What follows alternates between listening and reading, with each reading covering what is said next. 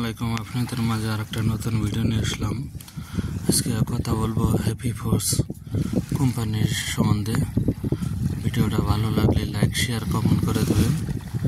আজকে কথা বলতেছি হ্যাপি ফোর্সে কী কী কাজ আছে, কী কী কাজে বিষয় নিয়ে লোক নিয়ে আসবে আর কী কী কাজের বেতন কত, সেই বিষয়ে কথা বলবো। হ্যাপি ফোর্সে কাজ চলে হাইমার ড্রাইভারের হাইমার অপারেটর, আবার মনে করেন লোডারের, ফের স্পিরিট বোর্ডের ড্রাইভার লাগবে, ছোটো স্পিরিট বোর্ডগুলো যেগুলো চলতেছে এইগুলা, আর লেবার লাগবে। তো হাইমার ড্রাইভারের লাগবে। হাইমার ড্রাইভার যে অপারেটর তার বেতন হবে 12,000 টাকা। আর যারা পুরাপুরি কাজ জানে, হাইমার কোনো সমস্যা হলে বলতে পারবে, কি টুকটাক সারতে পারবে, তাদের বেতন হবে 16,000 টাকা। আর লেবারের বেতনও হবে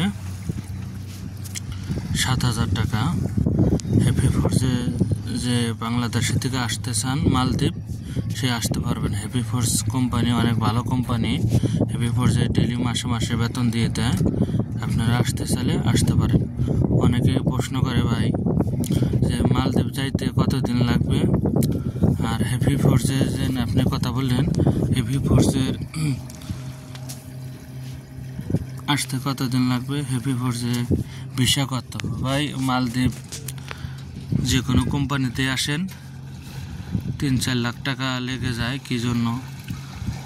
ভিসা মনে করেন একজনের কাছে থেকে আরেকজন নেয়, আরেকজনের কাছে থেকে আরেকজন নেয়, সেই জন্য ভিসার দামটা একটু বেশি বাড়ে। ডাইরেক্ট যদি একজনের ভিসা দিতে পারতো তে মনে করেন এত টাকা লাগতো না। সেই জন্য মনে করেন 3-4 জনের হাতে পড়লে ভিসার দামটা একটু বেশি পড়ে যায়।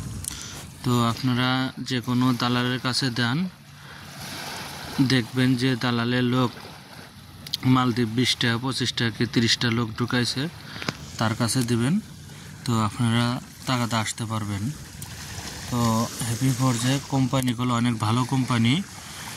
$350 বেতন হলো এদেশে, $350 বেতন হলো হেল্পারদের, আর $450 হলো অপারেটরদের। যদি আপনারা হ্যাপি ফোর্সে আসতে পারবেন। হ্যাপি ফোর্স কোম্পানি অনেক ভালো কোম্পানি।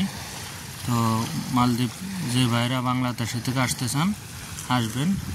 তো ভিডিওটা ভালো লাগলে লাইক শেয়ার কমেন্ট করে দেবেন। ভালো থাকবেন। আল্লাহ হাফেজ।